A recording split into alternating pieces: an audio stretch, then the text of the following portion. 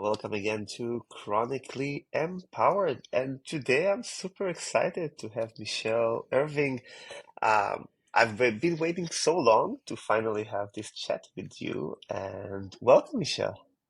Thank you so much for having me. It's same. I've really been looking forward to connecting together. Super excited. And would you like to introduce yourself?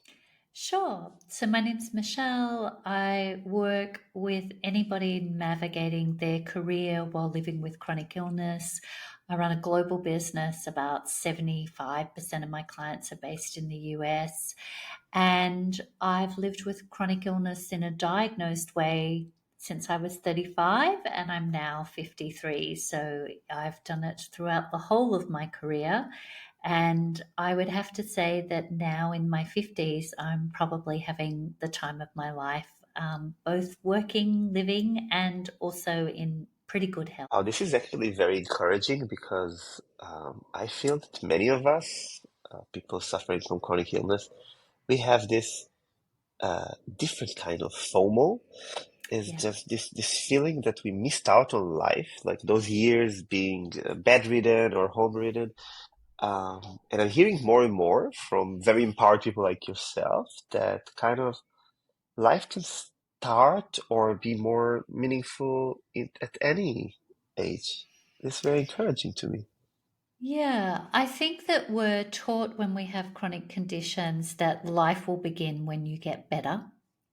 And then we're sort of struggling to try and feel better or do better or be better, which is exhausting on top of a chronic condition.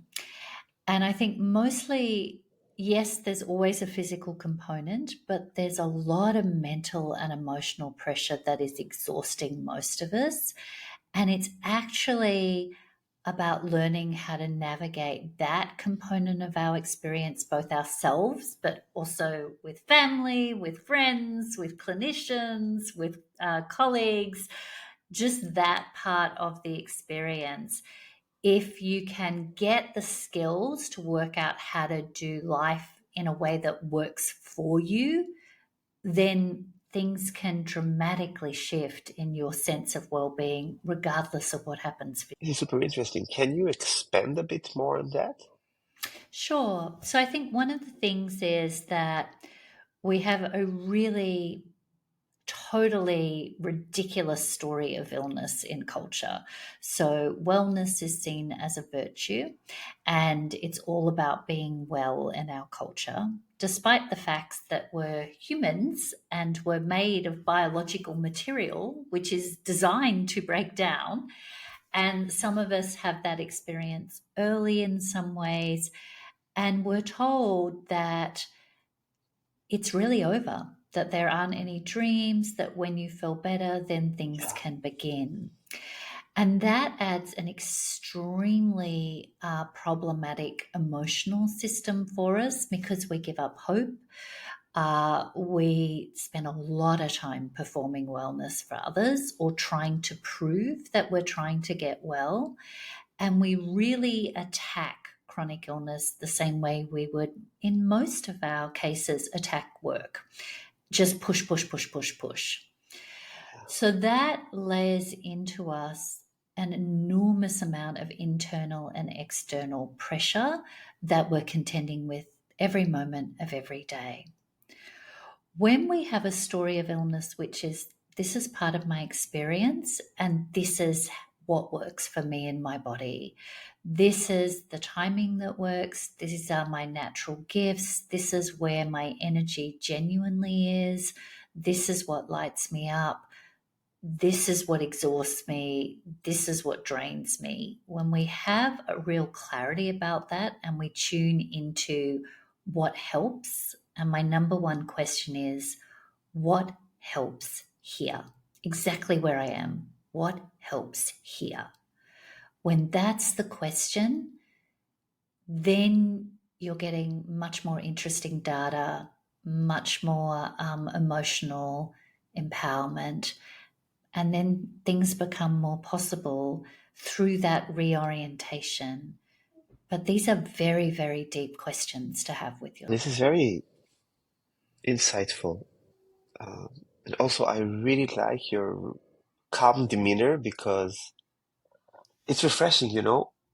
Firstly, in our profession, sometimes you feel you need to kind of shout to be heard. So I really like the way you're presenting this very delicate subject. And I think that the mental strain is something that is rarely been talked about. You know, the common conversation I have with people who are struggling is that kind of prince waiting to be rescued. You know, this is what I hear from people, or Yeah. princess.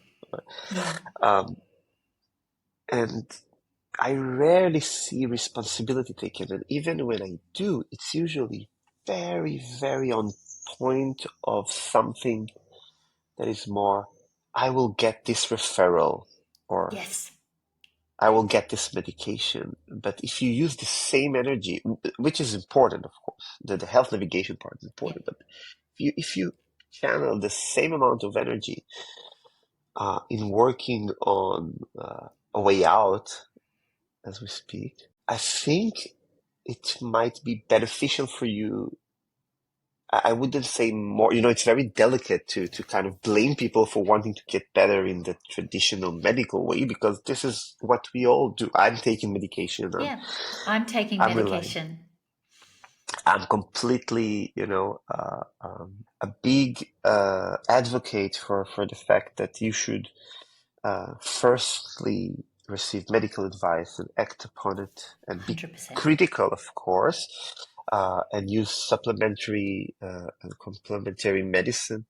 But eventually, this dedication that my peers have for leveling up, kind of, in their medical journey, and I'm saying medical journey, not health journey, intentionally.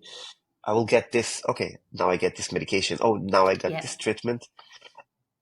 And I wonder if, in your opinion, is there a better way to channel those very, very limited amounts of energy? So I think it's not about what we do with it. I think it's about how we do it.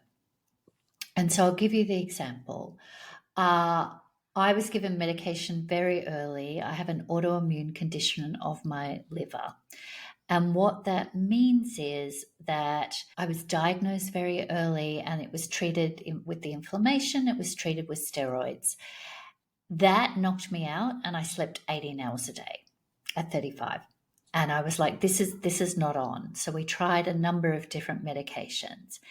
In the end, if I didn't take medication, the prognosis was within 5 years, this would be irreversible, organ failure, dying. That's where it was going. And I was really looking at where I was and saying, well, without medication, I've got 5 years of good health and I'll take it because that the quality is not appropriate. But I stayed under medical assessment. I didn't opt out completely. I made an agreement with my clinician to be monitored. And the number one thing I see about clinicians in my self for me and that I share and teach is they are the advisors. Now, when they came to a point where they said, you really have to take medication and you don't leave the hospital without it, I knew that that was the point that I would take medication. And then what happened for me was in those 5 years, and it ended up being 7, new medication came on the market. And that was it. I'm on the same medication then as I am now. I'm extraordinarily robust. Yes, my immune system's suppressed. Yes, if I get a cold or I get the flu, I'm down for much longer. No one can come see me if they've got a cold. That's an absolute no. But overall, the medical team for me is the advisor and I'm still the decision maker. And so that's how I'm using the energy from this place of what I think of as sovereignty. And this is my life. It is my life. And I do get to choose and make choices about it.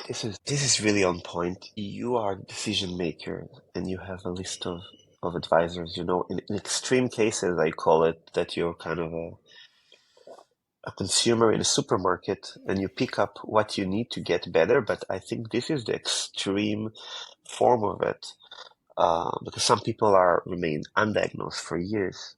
Exactly. Um, And so you're not getting great advice, but the advice that you're getting is that there's no advice yet available for you. And so then what do? You're still there with you. So you're still making yeah, decisions about you and what you're going to do, even in that situation. yeah, and I think this is where frustration builds the Yeah. most, and I think these friction points also create the most effect on mental health.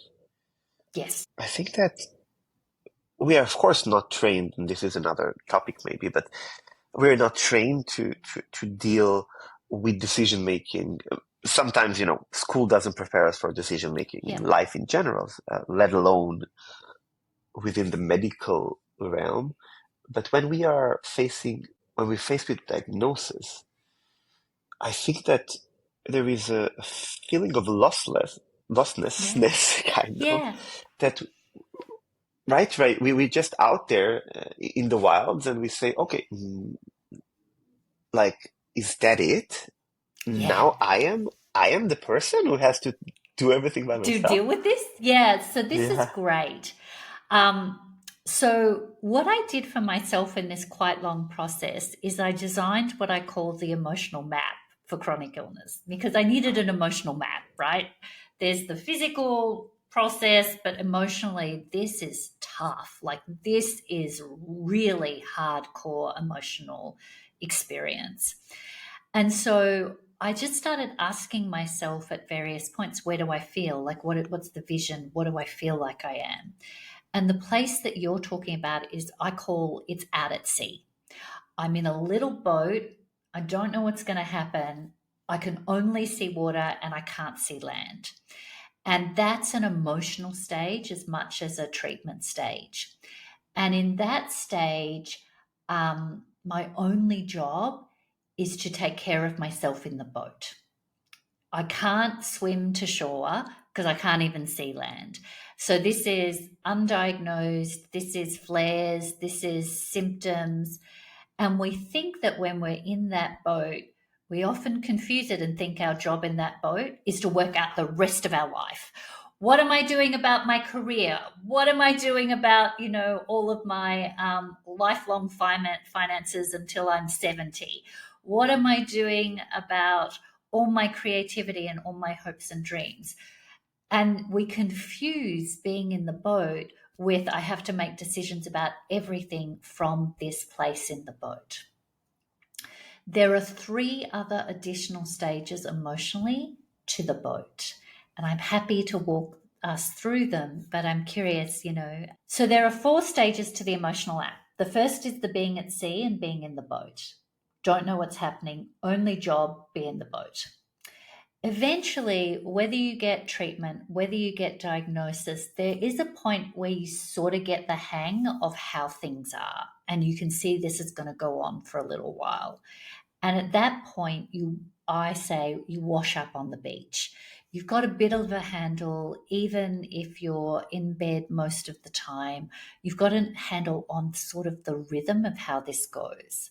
For some people, we'll get treatment, we'll get diagnosis. Emotionally, though, you come to a point where there's, if not acceptance, there's an understanding that, okay, this is happening. And so the second emotional stage is you wash up on the beach and you're out of the exhaustion of being at sea because you've kind of got a bit of a handle on things.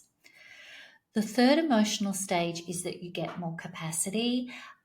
You start to get a little more understanding. You might get, some more support. And I see that stage as you start to get a bit of a rhythm of day to day and a little more hope.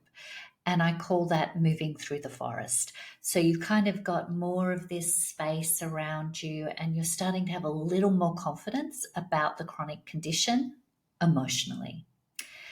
And the fourth emotional stage is returning to the village. So you come up over the hill and you return to the village. And in that stage, you start to share the wisdom. And in that stage, you're sort of in your new normal. Now, these are emotional stages. They're not linear. You can flip one flare, you're back at sea.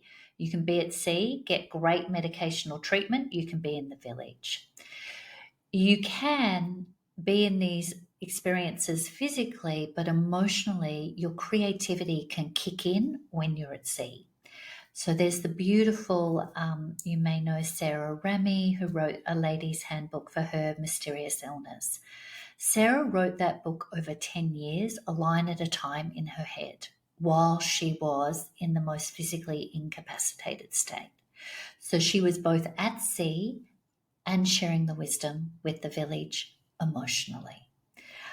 She would write her music one line at a time, and then when she got capacity, she would be able to write. So her capacity would expand a little and then it would contract again. And so the emotional stage, in the first instance of it, we think of it as related and correlated physically. But actually, once you start to get to know these stages, you can actually be in a robust emotional state, whatever is happening physically. And just to let everybody know, you can go find this map. It's totally free. It's on my website. There's a little video explaining it. There's a little download so you can work out where you are. But I worked this out for myself by just asking myself, what does it feel like here? What does it feel like here? And my psyche would give me an image. And then I built the map to understand how to deal with the emotional stages. So firstly, I will attach the link to this map. It's you know it's making so much sense to illustrate it in this way because, and I think it's beautiful because it's so hard to simplify Yeah. this overwhelming experience that we are sharing. And I think tools like this is exactly what we need. And you mentioned Sarah Ramsey's book. The journey is often fragmented. So Yes. people think it's linear, right? People come to me after my talks and say, "Wow, like so got sick, and then you decided to get better, and then you got like Well it's done. Good on you. Sort of as if yeah, this was all designed this way. it's beautiful for storytelling, but and in the first years, I would tell the story as is because I didn't want to disappoint people. I didn't want to kind of Yeah. uh, uh, discourage people from Yeah. embarking on their journey. But the reality is that you have relapses, and you're thrown to sea, and there are storms. It's Yeah. not always calm and relaxed out there. No, and I think what we need to be is equipped for the experience because we live in we're a biological being. I've had the privilege of aging. I was never expected to live this long. And so there's all new challenges with that. It's like, oh my gosh, what am I going to do in my 50s and 60s? I never expected to be here. Um, but I have the privilege of watching my body go through the experience of aging, which is what most people will go through in the experience of when they come into a relationship with limitations in their body. I just had a preview of that in some very extreme experiences. And then as I recovered from the liver condition in terms of we got medication that worked for me and my body, then going into perimenopause, just in that stage of life, I got a whole new chronic condition, which I still live with as well. And that was, a vertigo condition, vertigo 24/7, way back at sea, back in bed for, months and months at a time. And these ways of being with ourselves, like the number one experience in a chronic condition that we all try to outrun, and I'm all for giving it a go. If you can outrun it, I'm all for it. Go for it. My experience is that there comes a point where you cannot outrun the fact that you are with yourself, often for long periods of time. And so that can turn inwards and eat at you. That can be high criticism. That can be, I haven't done the right thing, or how am I going to get well? Just so much fuel for eating away at yourself. The alternative is the question that I like to stay with for myself. And that is, how can I use this experience to be closer to myself or to be more empowered. And the number one thing for me in that is the first thing you end up with is faced with compassion, which none of us want to do. None of us want to have self compassion. It's hard work. And so the question I have then is when I can't have compassion and I'm not getting what I want and I'm in these experiences and I've got the frustration, my number one question is, can I have compassion for myself that I can't have compassion for myself? And usually I can exhale and go, okay, yeah, I really understand why I can't have compassion for myself. And that will lead me into relationship with myself. It gives me a doorway into being okay with exactly where I am. This is a very important point because I think that there is frustration, of course, but I think there is this self-anger, kind of the betrayal of the body, Yeah. the loss of youth, right? Yeah. So how do you deal with those very strong emotions that comes up often?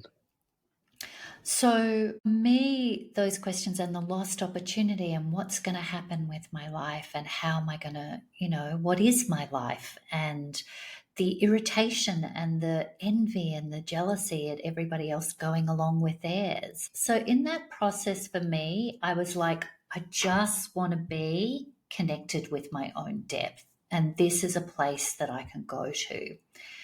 And so, one of the things that I did was I read mythology and I watched an enormous amount of Carl Jung. And for me, what I went to was the great feminine myths because I was interested in mythology. It was one thing I could do with my time, particularly when there was a time where I wasn't sure if I was going to live or not, and we weren't sure whether medication would work. So I thought I can't go traveling. I can't, climb a ladder corporately, but I'd really like to read the Iliad. So I'm going to read that. And so I would make a goal that fitted my circumstance as a life experience. And that gave me a sense of just fueling myself gently. And I'm, one of the very few people in my friends group who's read the Iliad, but I know all about it.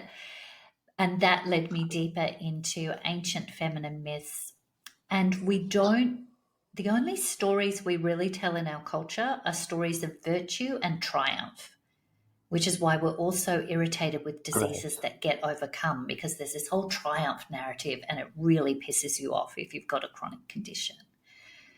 However, in mythology and the ancient way of telling stories, these were not stories of great triumph. Yes, there was triumph, but there was always a dragon. There was always another adventure. And those are stories about the inner journey of power and psyche. They're not stories about moving in the world. They're actually stories about how you psychologically develop as a human and what you face internally with your. So basically, you're saying that the side quests have sometimes even more meaning than this Odyssey as a whole. Yeah, I think that I really know myself and I can really be with myself in any of my states. I can be with you in whatever is going on with you because I've learned to be with myself.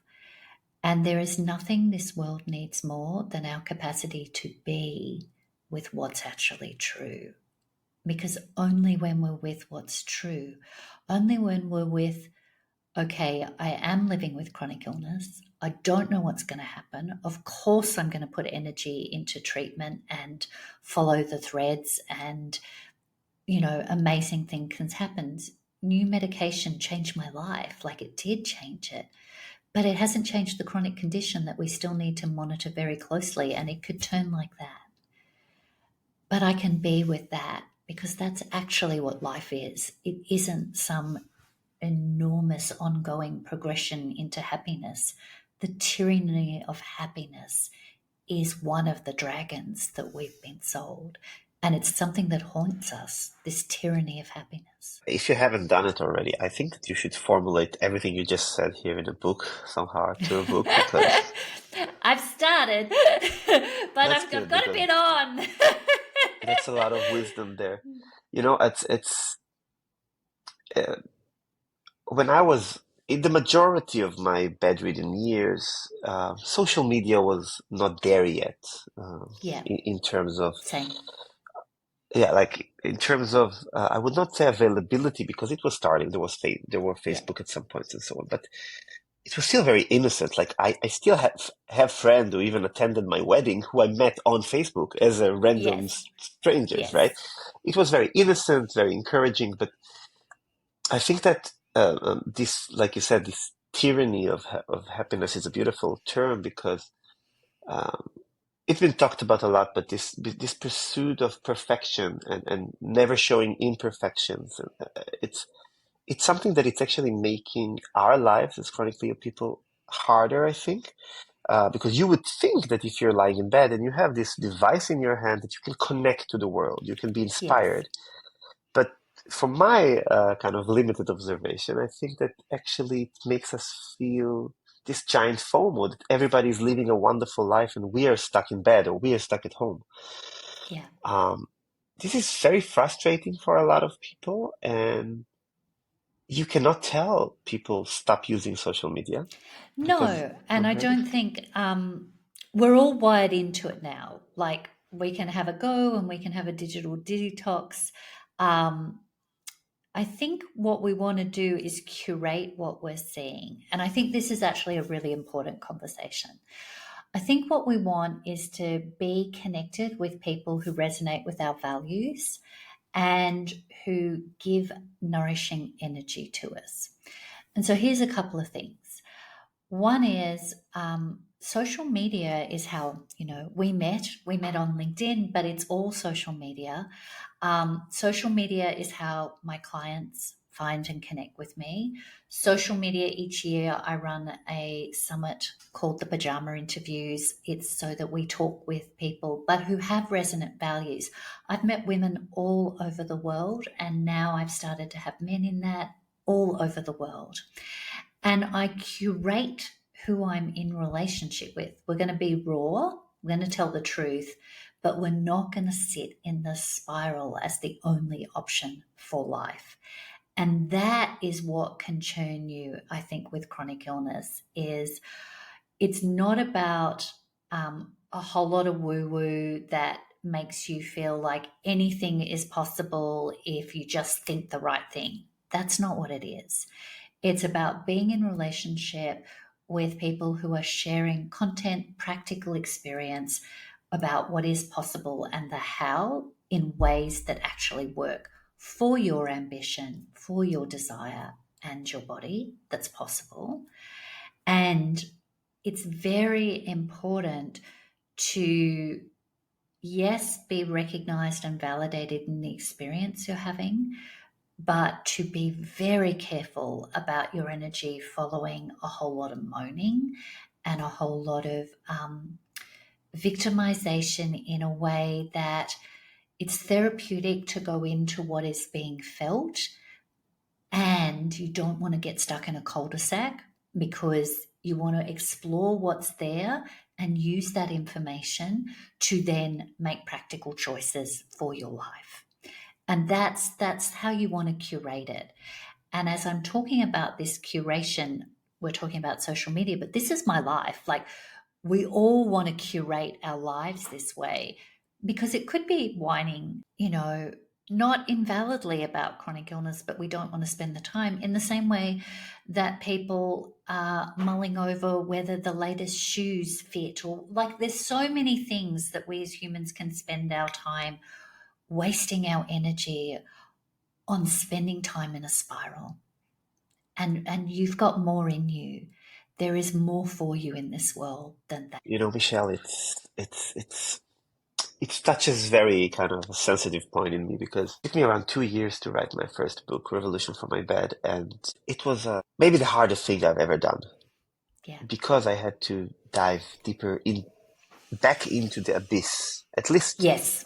emotionally and figuratively. It was not a relapse time, Yes. but when you relive those experiences, it's sometimes even harder. in a It way, is. to reflect on what you lost. And of course, we want to talk about what we gained. But after all this journey and many edited, like, there was a team that edited it and everything, and then you realize that there was something there that was very static still, like the Yeah. book is about my journey. Yeah. And because I was not brave enough to um, to share wisdom, I resorted into sharing what helped me. But I feel that this writing process still came from within the spiral, Yeah. I understand. Yeah. and this is It's why a my new processing of the yeah, process. exactly. Um, but there are emotional stages, and it's sort of like the map. You started to share the wisdom, uh, but you will go round again and gather more, and there will be another return to sharing the wisdom because that's life. That's what your 20s are, that's what your 30s are, that's what your 40s are, that's what your 50s, your 60s, your 70s. Like that is what life is we share from what we have in that moment, and that helps who it's to help, and we connect with who that helps, but it moves forward. There is the beauty of all of us is that we deepen in our wisdom. That's the natural way of things. And there is wisdom, I'm certainly aware. I don't think age is necessarily the marker of wisdom. I can be mentored by somebody in their 20s as powerfully as they might be mentored by me. We're just having honest, authentic relationship about what it is to be human. That's all it is. It's just talking That's all it about is. human and being messy, and that's what humans are. I wish we had this conversation a long time ago, Mm. because it's a very lonely journey to be the skipper of your own boat there, and especially when you look back, you look behind you, and you see many, many little kayaks and boats Yeah, and rafts that are following you and are looking at you in a way that, oh, this guy has triumphed over illness. And yeah, I stopped doing those keynotes like 10 yes, years ago when I started my speaking career. It was the guy who had a mysterious illness and he found a diagnosis and rehabilitated himself and now is a world traveler, trotter, yeah. Sorted. and Life is sorted. only going to be happy. It's everything is solved for the next 40 Perfect. or 50 years. Exactly. And then the reality of life is that you're not kind of landing softly with this kayak on the boat. I Yeah, crashed uh, into the shore, into those rugged, uh, uh, um, yeah. like uh, it was it was harder than falling ill in the Yes. first place. Yes. Yes. Because of the story. This is the story of illness. It's like, well, then if I get better, that's it. I've triumphed and will be well. And then because we have such a rubbish story about being ill, we're terrified of the relapse as well. Yeah, And that haunts us rather than bodies break down. This is part of the experience. My capacity will expand and contract, and I know what to do when I'm out at sea. I've got my tools. I know what to do here. I know what that time is for. And then I'm less afraid of being there. it's like the British government is publishing every few years like this ship captain's manual for emergencies. Yeah. And I have a background in emergency medicine, so it's really interesting for me to see how can you take all this knowledge and put it in such structured, beautiful, illustrated way. And I wish we had our own manual, Yeah. because I think that this is more realistic to look at it as a journey that you have side quests and you have some setbacks, but when you look at it in a very linear way, it's very easy that this linear line is more likely to become this loop in a roller coaster. Uh, and Yeah. I wanted to kind of, because it's very interesting uh, uh, to hear about your views about it, and I want to hear about how do you channel it to support the women that you work with because you're doing something quite unique in our realm of patient Yes. empowerment. Yeah. So what I found is that I I mean my illnesses became public in terms of my capacity. I was, at the office and then I was gone. Like there was like quite dramatic in that process. But people watch me come back and I return to work 5 hours a week spread over 3 days. So it had a public process. But I was very clear about navigating it for myself in what I call my sovereignty. And then what happened is people would come and disclose. So I would be at the photocopier, or, before we all worked from home, I ended up working remotely for a decade and negotiated all of that. But people would come and disclose. And so what I learned was I never set out to be in the chronic illness industry, which it is now. It is emerging into an industry because we're all starting to be in our power through it. But people would come and ask me how I did it. And so I would teach them. And over time, I have systematized that so that it's much easier for people to come and find what they need. And so there are self paced programs that I have on the website. The map is all available, the emotional map's free. And then you can take a digital program. And then what I learned through word of mouth, people kept coming, is that career was the hardest thing in capacity. And I knew that because that's where I'd learned everything. And I was so passionate about us having a different world in which we work in ways that work for our body. That's the number one thing. And so I designed programs. Our next round for the last one for this year will run starting the 29th of July. And as I designed that, I again designed a map for your career. And one of the things about that is we often think of the time in bed as there's either you're in your career or it's over. When in fact, I feel like you're off ramp from your career into bed or being at home. And then slowly you might on ramp back into your career. But that time off ramp is usually the time where you're sifting and sorting what's important to you in your life.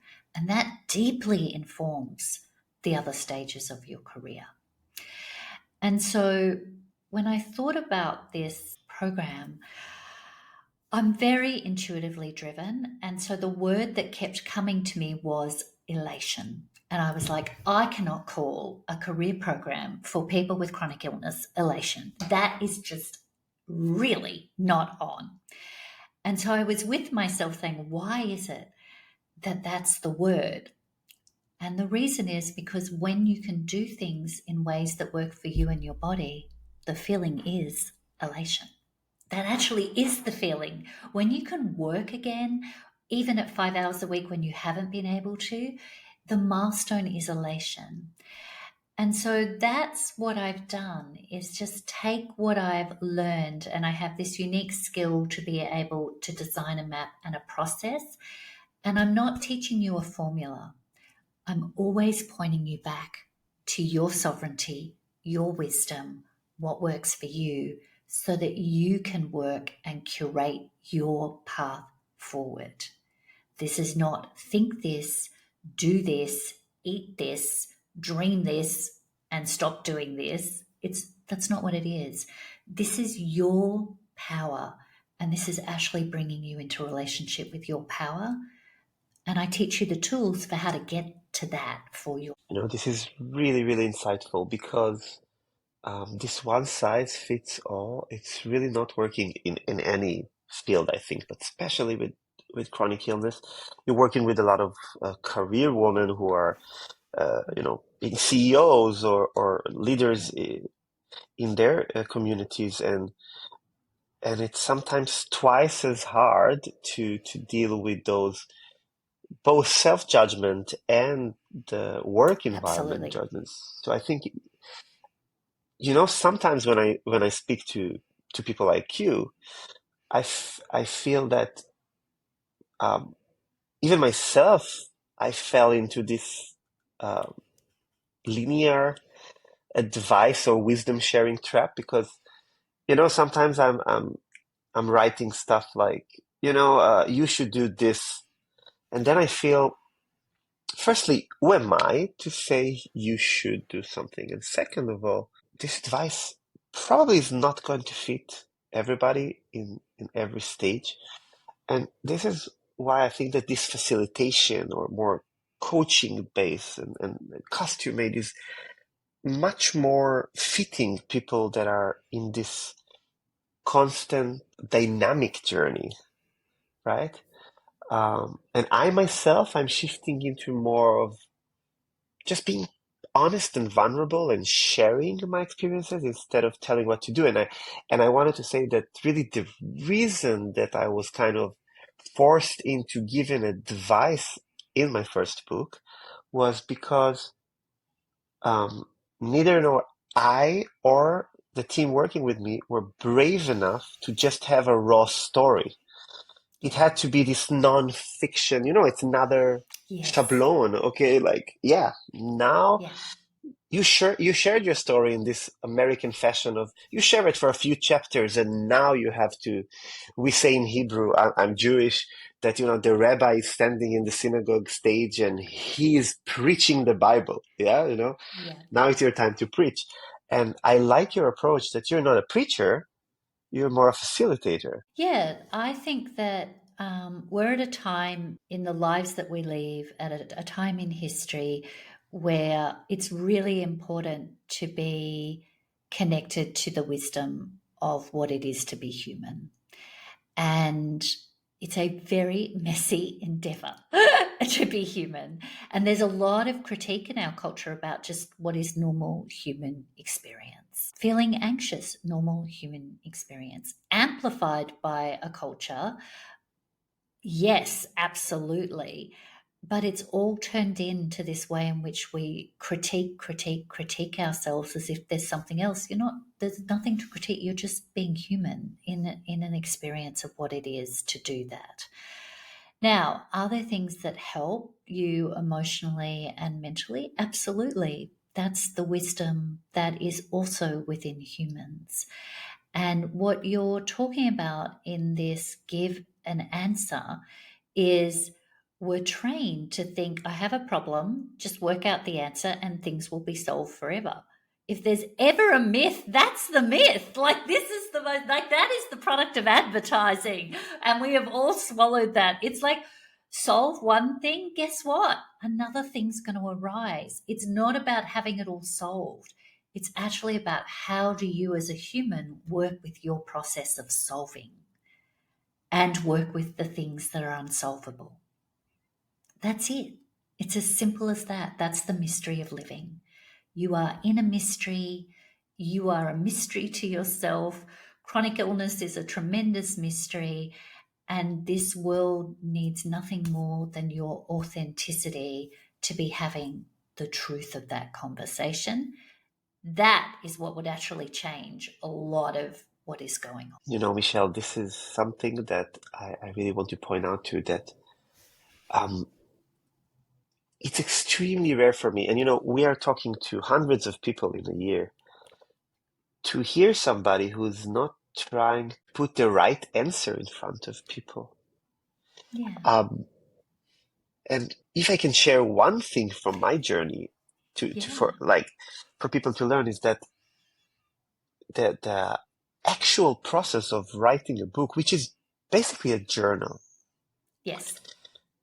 that was a therapeutic one. That was the Yes. tough observation. That was the diving into the abyss and climbing back up.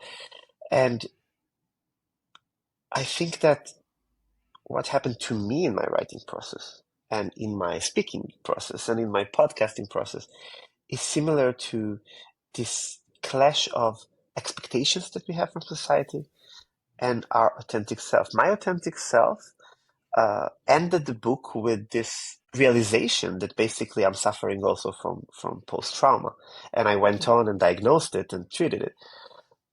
But then, when I finished it, I felt that I'm not enough. This is not enough. who am I Yes. to write my own story? And this is not about writing a book. It's like, I'm not writing my own story. I'm kind of, there is this huge fabric of stories, and I'm kind of weaving my story inside. And I think that that was the thing that contributed a lot to my later relapse, because when I wrote this book, despite the fact that it was the midst of COVID, I was the Yeah. healthiest I've ever been probably in my life Yeah. and the happiest. Um, and what let me down eventually, of course, there was re-traumatization and a Yeah. virus on the way, but eventually those self-doubts that what you're doing is not enough, nor like to yourself or for other people. And I think that what you're doing is to kind of saying it's okay. It's really okay to be you, kind of. Yeah, I think that we are plagued in our culture by that's what advertising is. It says you're not enough. Intellectually, we know that, but we are not tracking the emotional impact. We all feel not enough. That's part Yeah. of the human condition. Yeah. That's actually what connects us is the feeling that we feel we're not enough. And then we're sold this idea of, well, just sort that out. Just do this, whether it's think this, drink kale juice, go to the gym. I mean, so have a war, sort out what that is, have a power dynamic, be more important than others, be less important than others. Somehow all of that will make you okay and enough.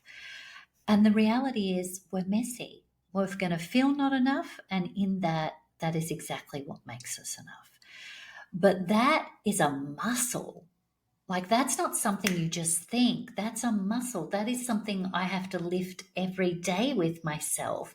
It is a way in which we strengthen our own capacity to be in what I genuinely call sovereignty. Sovereignty means self referenced power. That's actually what it means. My power, I reference myself. I don't wire it out through everybody else to work out whether or not it's okay for me to have power in this situation. I start with, if I'm not feeling powerful, I start with, okay, what's going on inside? Where do I rebalance this? Of course, there are power dynamics. Of course, there are horrendously traumatic situations.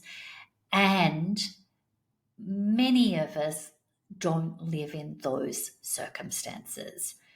And because we don't live in that, we really need to stand up and be accountable for the power we do have. And it has to start with our relationship with self. And I'll leave you with this one sort of piece around this. This is why we're all interested in authenticity.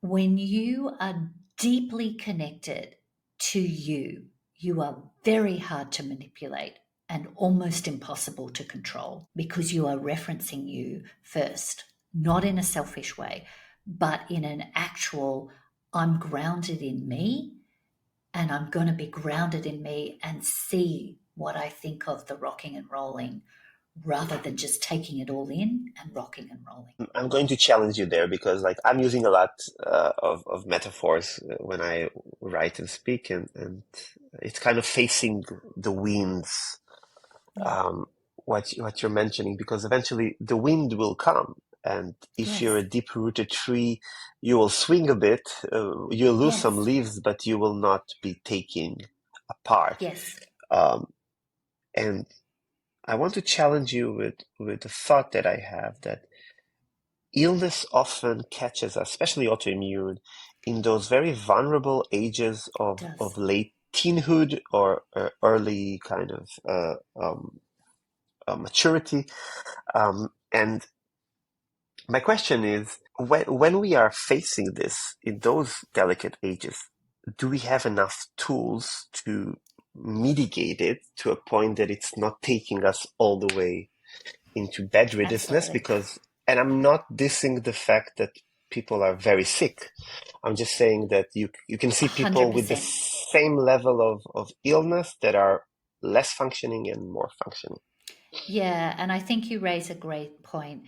Um, we don't feel this way, and illness can sort of sweep us off our feet. The skill that you learn through illness is you will get boundaries through illness. Like you have to get boundaries for survival. You might take 5 years to get them, but you will get them sooner or later because the illness itself gives you no choice. You only have so much energy, and you have to learn to say no, and you will learn to say no one way or another. And I agree with you. Having been a teen, in quite an extreme situation in my family, I knew that I didn't have the power to leave home at that point in time. That wasn't part of the choice that I had. But I did have the power internally to know that I could make it through the experience and I could leave at 17. And there is wisdom in all of us at any age. We just don't live in a culture of cultivating wisdom and seeing that as the purpose of living. We live in a culture that, in fact, will teach you to disassociate and give up your connection with yourself as if having power is somehow hooked into somebody else's approval. In a child and teen state, you are dependent on the environment. There's no question. And your brain is still developing. And you will still go through a process in that where you will be also developing your own power. It may not be matured, absolutely. But some of this conversation about the emotional map and finding those ways and what happens at those stages can help you find your way into maturity. This is super insightful.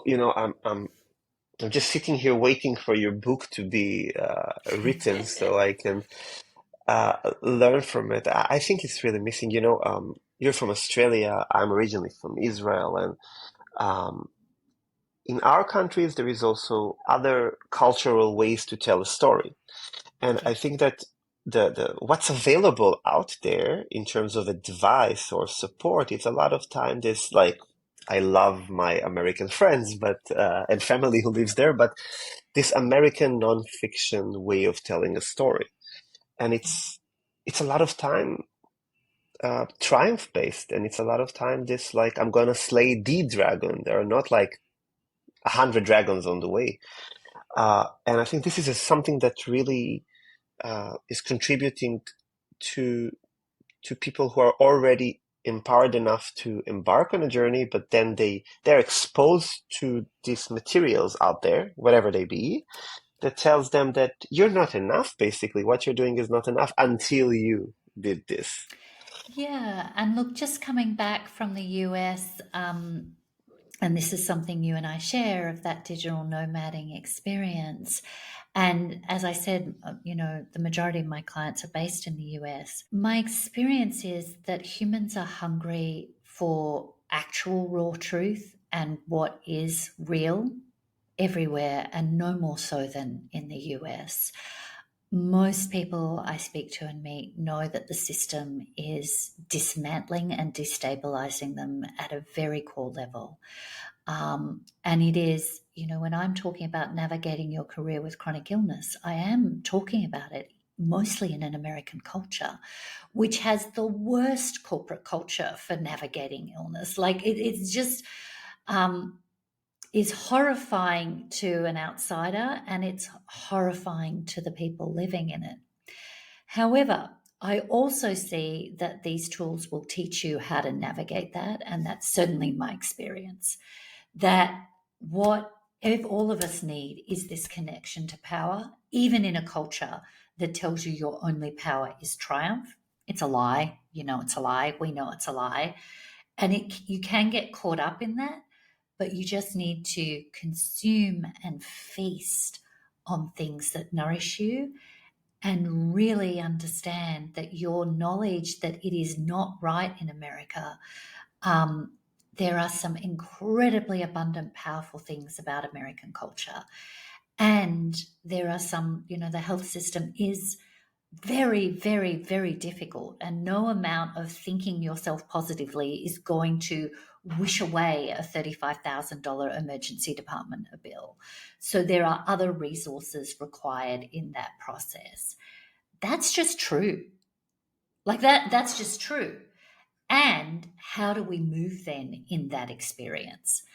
And that's really about what can we do in our own lives and where can we influence what's important to us.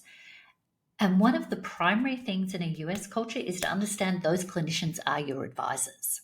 There's a huge culture around clinicians in the US. Yes, in other countries, but in the US, and that in itself, they are your advisors.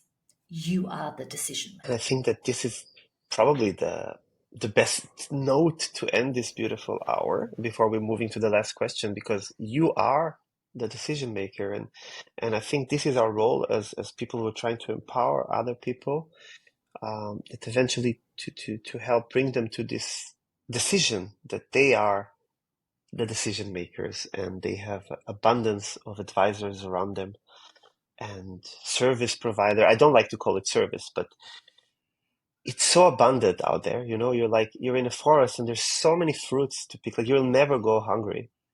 And Yeah. And you need the tools. We're not saying it's just about it's okay and yeah, it's all up to you and just sort it out and see yourself as an advisor. There's tools to build yeah, emotionally to hold that position. Um, and that's what you and I have learned in our own experience is how to cultivate some of the tools. And that's what we're sharing.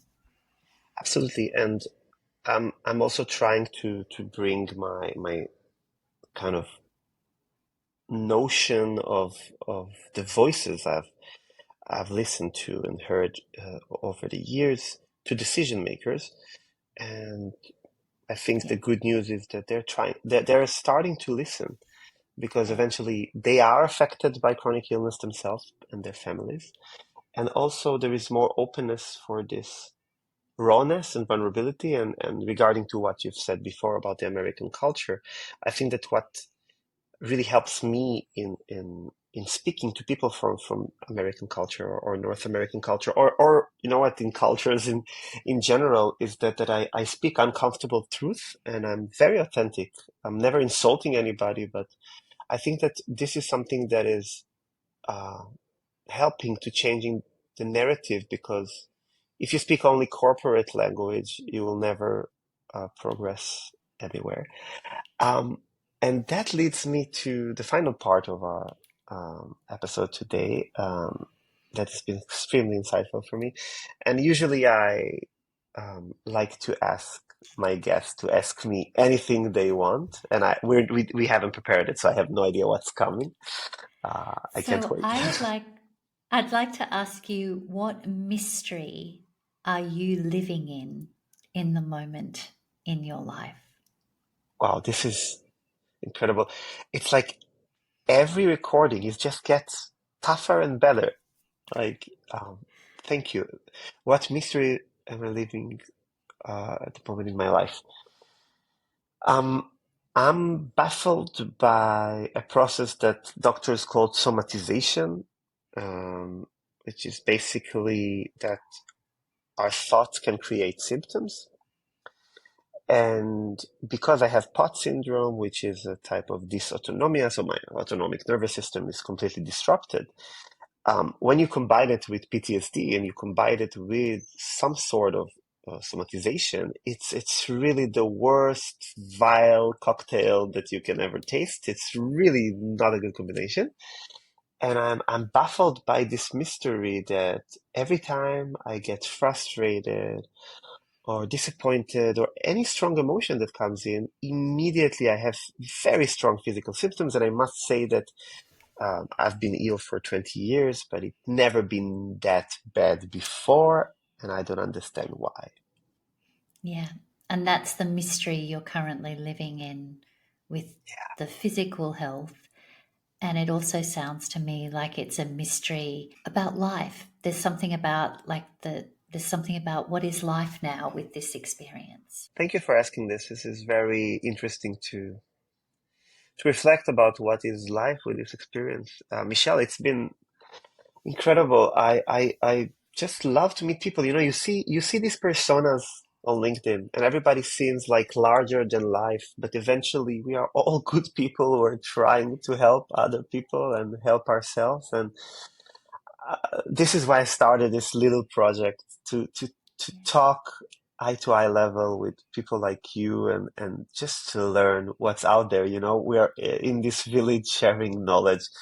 Thank you so much for, firstly, the work that you're doing, and secondly, for taking the time this late you see, I'm very lit because I'm in Austria and you're in Australia. This late in the day, you see the darkness through your The window. dark. Thank But technology is enabling us to do this amazing kind of far-seeing, and I will add the link to your program and Sure. to your chart in the description of this podcast. Thank you so much, and um, I wish for us to collaborate more and have lovely conversation in the future. Thank you very, very much for both the work that you do, and I've followed you on LinkedIn for quite a while, and it's fun. It's fun to see other people. It's It's fun. fun to be like, oh, look, we're all out here doing something, and for inviting me and having me on. It's my absolute pleasure to be with you.